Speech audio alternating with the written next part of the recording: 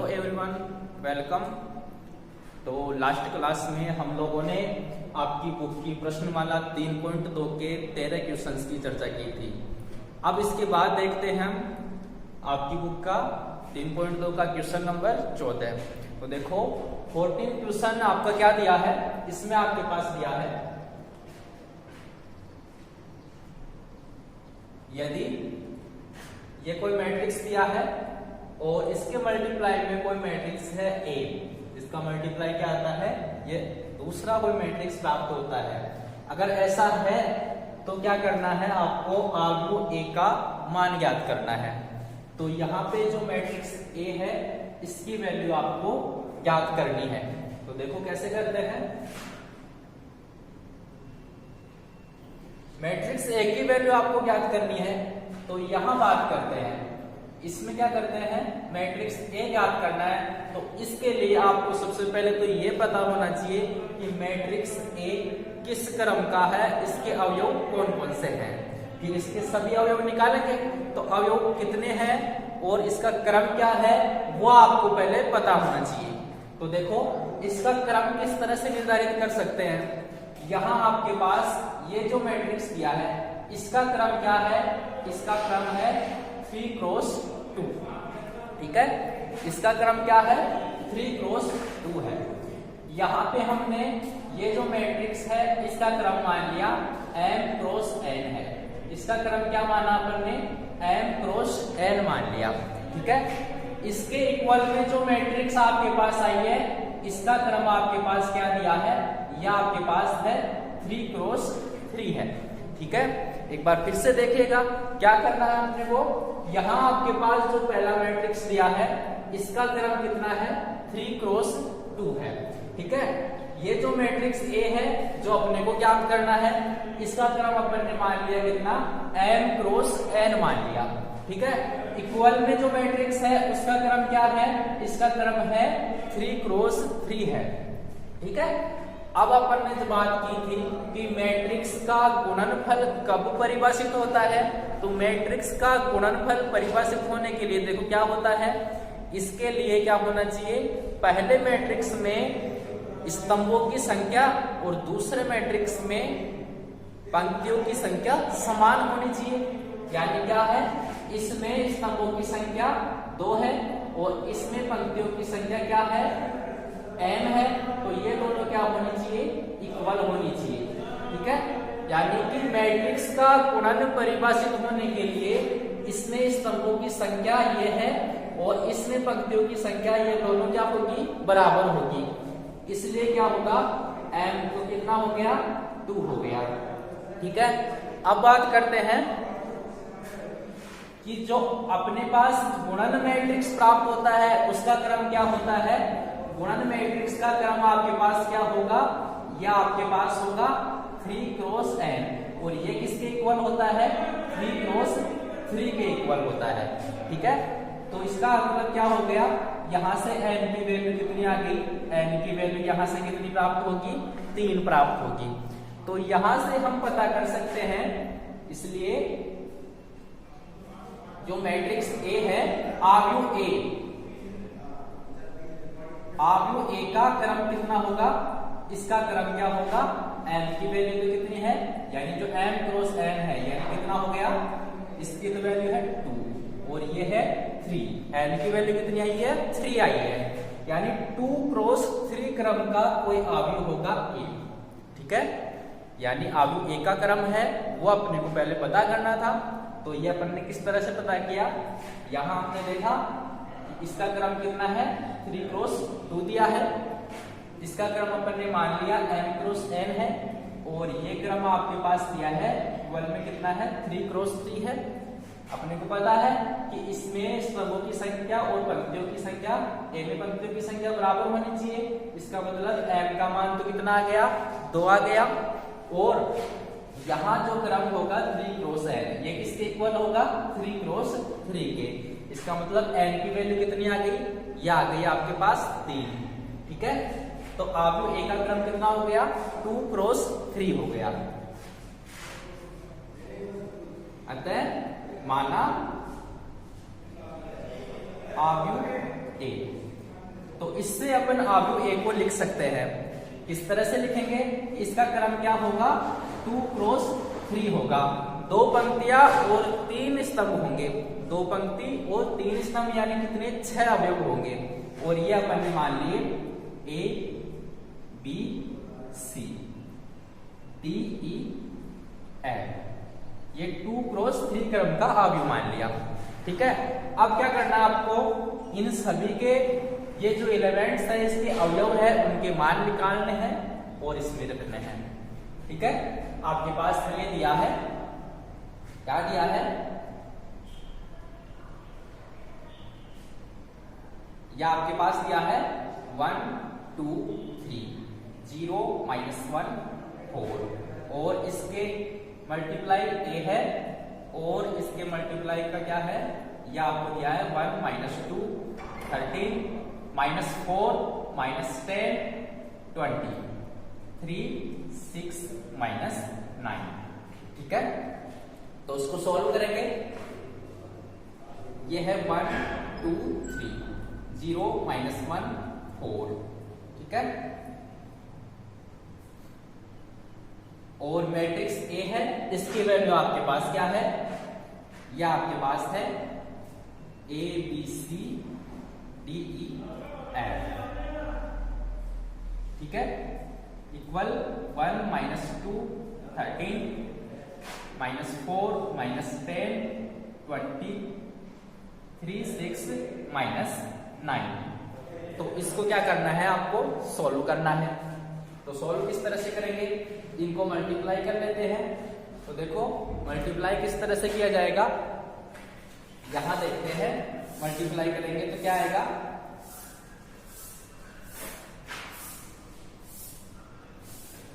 तो मल्टीप्लाई करेंगे तो पंक्तियों को स्तंभों से गुणा करना है। यहां पहले पंक्ति लेते हैं, पहले स्तंभ से गुणा कर दिया, क्या आ गया? या आपके पास आ गई ए। ठीक है, और प्लस 0। दूसरे स्तंभ से गुणा करेंगे तो आ गई b प्लस 0। इसी तरह से तीसरे स्तंभ से गुणा करेंगे तो यह आ गया c प्लस 0। ठीक है, इसी तरह से क्या करना है? दूसरी पंक्ति लेंगे, इसको मल्टीप्लाई करेंगे तो ये क्या आ गया? 2a minus d, 2a minus d आ गया। दूसरे स्तंभ से गुणा करेंगे तो क्या आ गया? 2b minus e। या आपके पास आ गया 2b माइनस e आ गया। ठीक है, तीसरे स्तंभ से गुणा करेंगे तो 2c माइनस f, क्या आ गया? 2c माइनस f आ गया। ठीक है, अब लेते हैं तीसरी पंक्ति, तो गुणा कर दिया, क्या आ गया? यह आ गया 3a प्लस 4d, क्या आ गया? 3a प्लस 4d आ गया। इसी तरह से दूसरे स्तंभ से तो आ गया 3b प्लस 4e। इसी तरह से आ गया 3c प्लस 4f। और इसके इक्वल आपको दिया है, ये क्या है? यहां है 1 -4 और ये है 13 -4, ये माइनस का 2 है, -10 20 3 6 और -9। तो ये आ गया यहां से। ठीक है, तो यहां से देखो क्या कर सकते हैं, अपने को क्या करना था? इनके जो एलिमेंट थे A B C D E F, इनकी वैल्यू निकालनी थी। तो यहां से क्या है? तुलना से ये दोनों क्या है? इक्वल है। यहाँ पे इक्वल का साइन है, यानी दोनों क्या है? समान अवयव है। समान अवयव कब होते हैं? जब क्या होते हैं? इनकी संगत अवयव समान होते हैं। तो संगत अवयवों की तुलना से यहां लिखेंगे संगत अवयवों की तुलना से।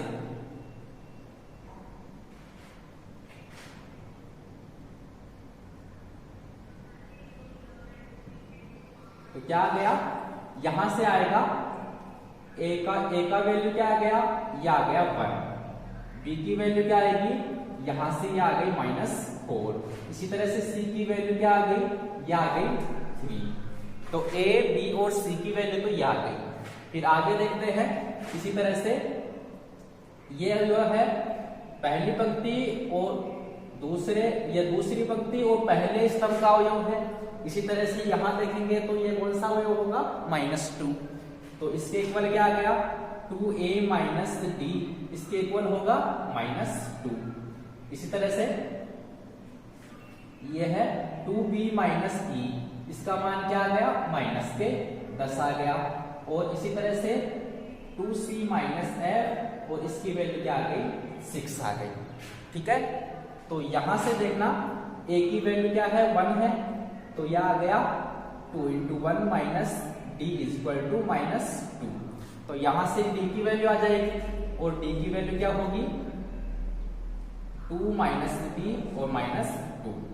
तो यह आ गया +2, और ये है d। तो d की वैल्यू क्या आ गई, 4 आ गई। इसी तरह से यहां से निकालेंगे अपन e की वैल्यू निकाल लेते हैं। b का मान रख दिया कितना है, -4, यह -e है और -10, तो -8 -e और -10, -8 ये प्लस के 10 हो गए और e। तो इस तरह से e की वैल्यू क्या आ गई, ये आ गई आपके पास 2। ठीक है, इसी तरह से यहां से निकाल लिया c की वैल्यू, ये c की वैल्यू यहां रखेंगे 3 -f, और ये है 6। तो यहां से क्या आ गया, 6 -f और 6। तो f की वैल्यू क्या आ जाएगी, यहां से 6 - 6, तो f इक्वल टू क्या हो गया, 0 हो गया। तो ये सारे एलिमेंट आ गए। अब सभी मान क्या करने हैं, जो आपने आव्यूह a माना था वहां रखना है। इसलिए आव्यूह a हो गया, इसका मान क्या होगा, या आपके पास हो गया 1 -4 3, d की वैल्यू है 4 2, और ये है 0। तो इस तरह से आपको क्या करना था, आपको a का मान ज्ञात करना था, जो ये है। ठीक है,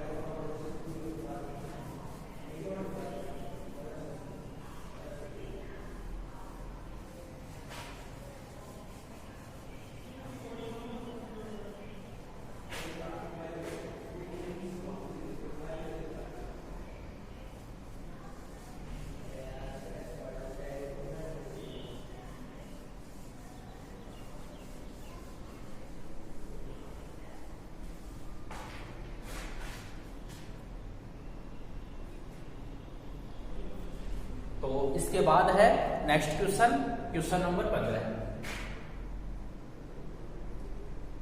इसमें दिया है, यदि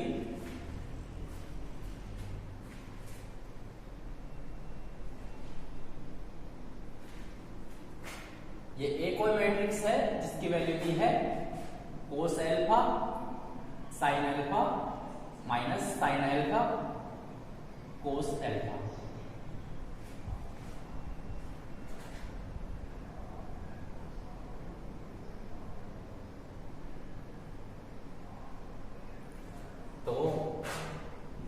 तो सिद्ध कीजिए कि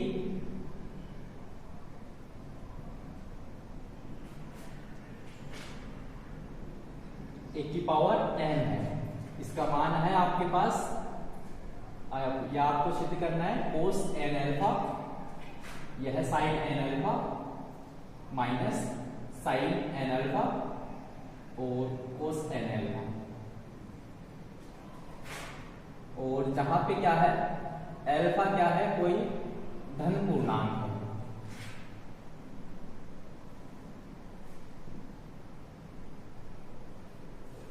ठीक है,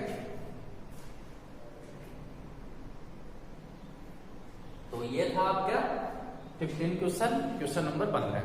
तो देखो क्या करना है इसमें, अगर आपके पास मैट्रिक्स ए है, ये मैट्रिक्स ए की वैल्यू दी है, तो मैट्रिक्स ए की पावर n ये आपको प्रूव करना है।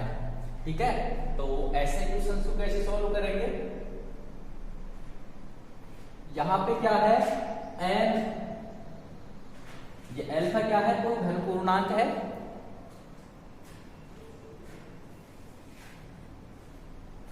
यहां पे है n क्या है, कोई धन पूर्णांक है।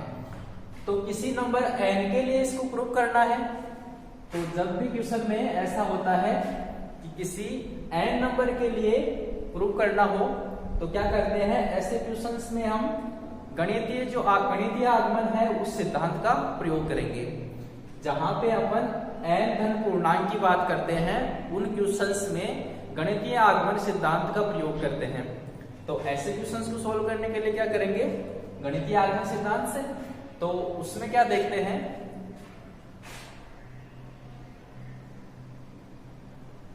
तो यहां इसे सिद्ध करने के लिए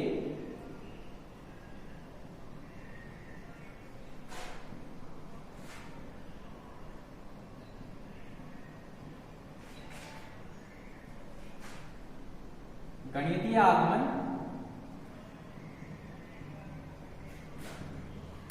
सिद्धांत का प्रयोग करते हैं।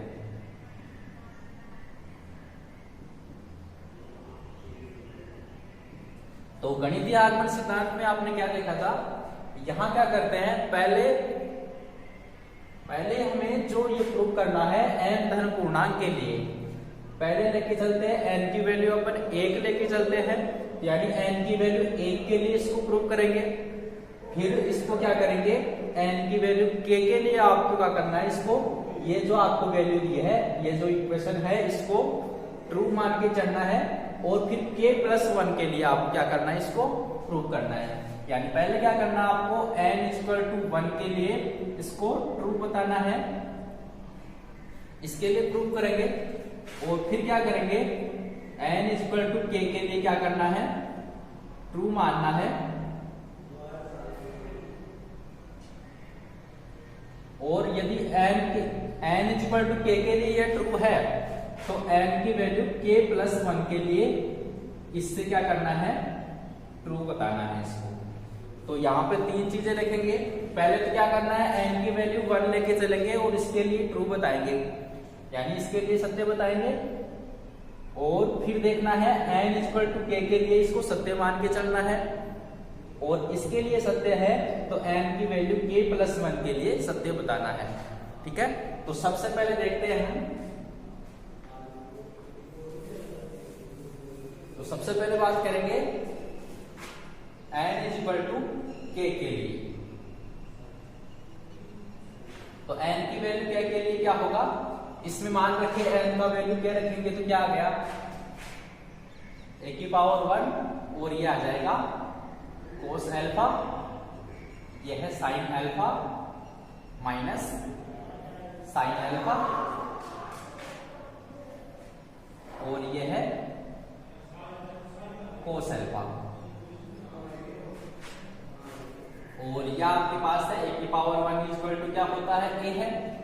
तो यहां हम देख रहे हैं कि ये जो मैट्रिक्स A आया है वो क्या है, यह आपके पास दिया है, यानी क्या है, ये चीज सत्य है। तो यहां हम देख रहे हैं कि n=k के लिए ये आपके पास जो इक्वेशन है वो सत्य है।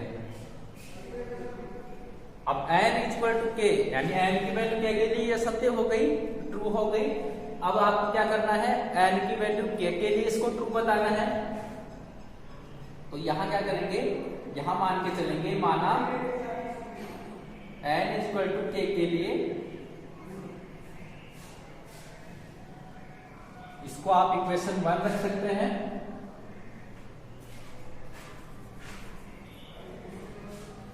n=k के लिए समीकरण 1 सत्य है। तो इसके लिए सत्य है, इसके लिए क्या होगा, a⁻k, और ये हो गया cos k alpha sin k alpha, और ये है माइनस sin k अल्फा और cos k अल्फा। ये आ गया, इसको आपने दे दिया इक्वेशन 2 नाम दे दिया। ठीक है, अब इसके लिए सत्य माना है हमने। अब आपको क्या करना है, ये वैल्यू आपको k+1 के लिए प्रूव करना है। तो अब क्या करेंगे, n = k+1 के लिए जांच करते हैं। तो k+1 के लिए इसको जांच करेंगे, तो n की वैल्यू k+1 रखेंगे तो क्या आ गया, k+1 a की पावर k+1। इसको सोल्व किस तरह से किया जाएगा, देखो ऐसे को सोल्व करने के लिए क्या कर रहे थे हम, a की पावर k × a इस तरह से लिखा जाएगा। और यहाँ पे हमने a की पावर k ये 2 माना था, इसका क्या है, ये मान के चले थे इक्वेशन 2 से, ये मान यहाँ पे रख दिया, cos k�alpha sin k�alpha minus sin k�alpha और cos k�alpha। और यह है मैट्रिक्स A, इसकी वैल्यू आपको दी है cos alpha sin alpha minus sin alpha और cos alpha। तो इसको सोल्व करेंगे तो क्या आ गया, तो यह आपके पास आएगा। तो इनको मल्टीप्लाई करेंगे, क्या आ गया, तो यह आपके पास आ गया cos k�alpha into cos alpha और ये minus sin k�alpha into sin alpha।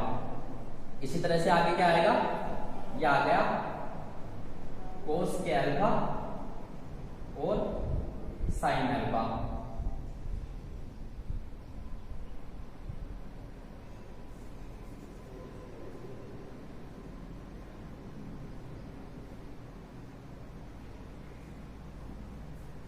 cos k�alpha sin alpha है।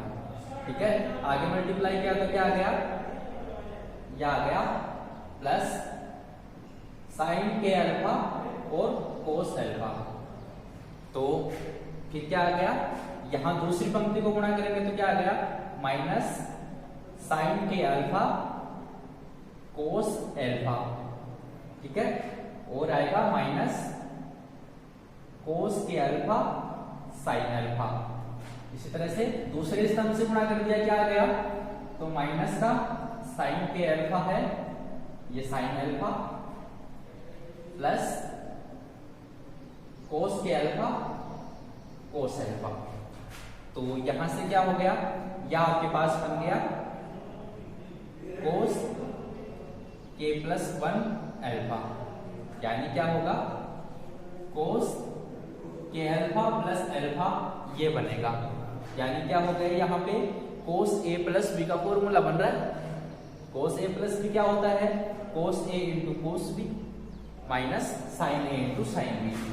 यहाँ पे जो फॉर्मूला बन रहा है cos a प्लस b, ये क्या होता है, cos a cos b minus sin a sin b।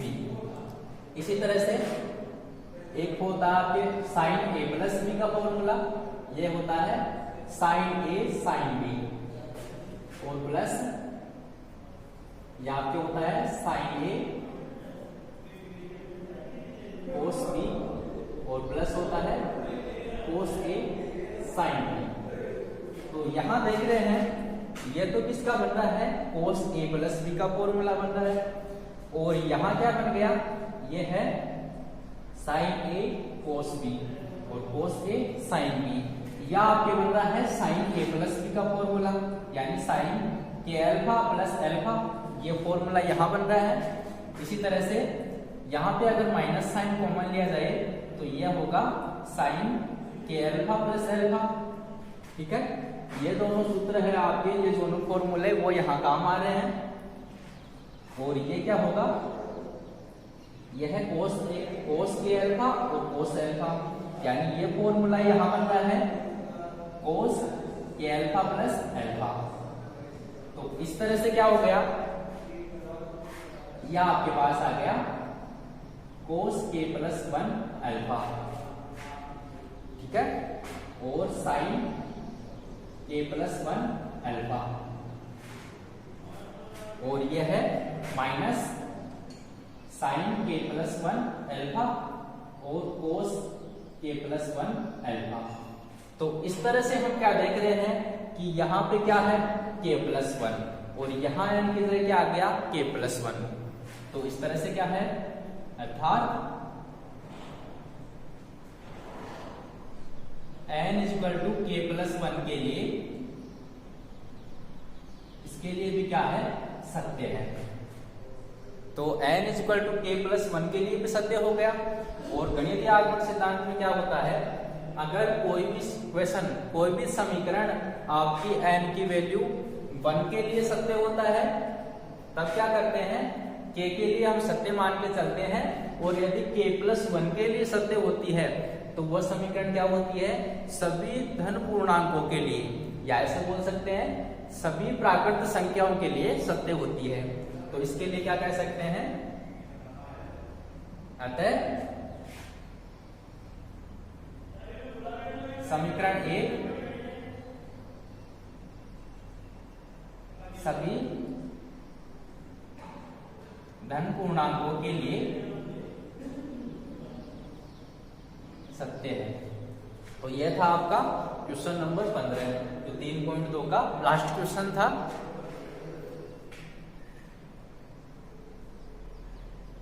ठीक है, इसके साथ ही आपकी जो 3rd चैप्टर था वो कंप्लीट होता है।